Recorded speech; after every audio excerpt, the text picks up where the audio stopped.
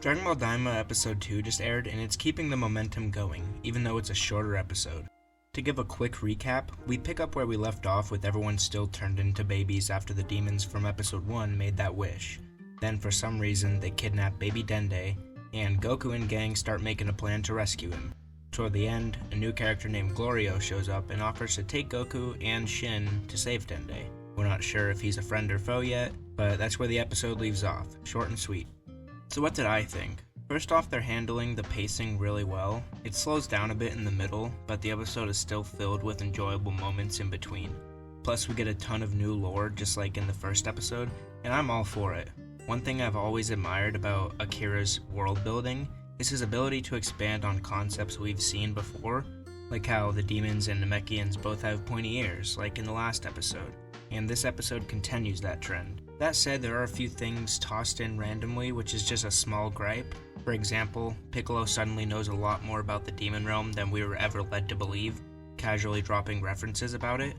And don't get me wrong, I'm always down for more Piccolo, but it makes you kinda wonder why he's never mentioned any of it before. It's a minor issue, nothing that ruins the episode. Now something I really enjoyed is the setup. I love that Goku and the others aren't immediately just adjusted to their kid bodies in terms of control and balance, especially with combat and ki use. Goku struggles with flying and controlling his movements, and that's a fun, fitting twist for the series. If they had just regained full power and Goku blasted through like the whole goddamn demon realm with a Super Saiyan Blue Kaioken Kamehameha, it would have been pretty anticlimactic.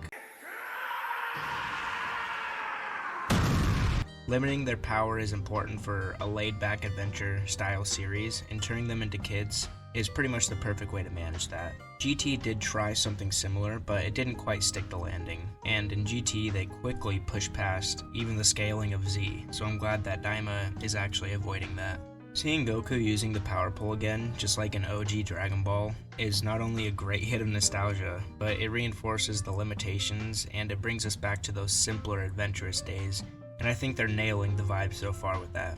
The humor in this episode is still on point. Krillin gets roasted for being short, again, 2 episodes in a row, and it still lands.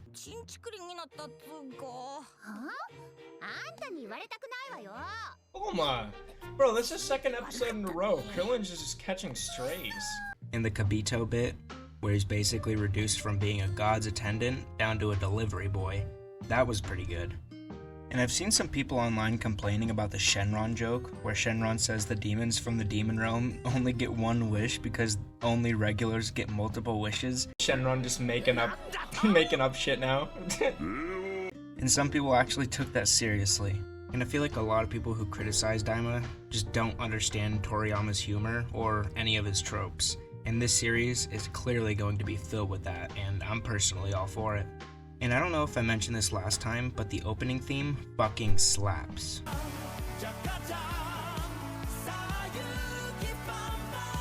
This opening is so fun.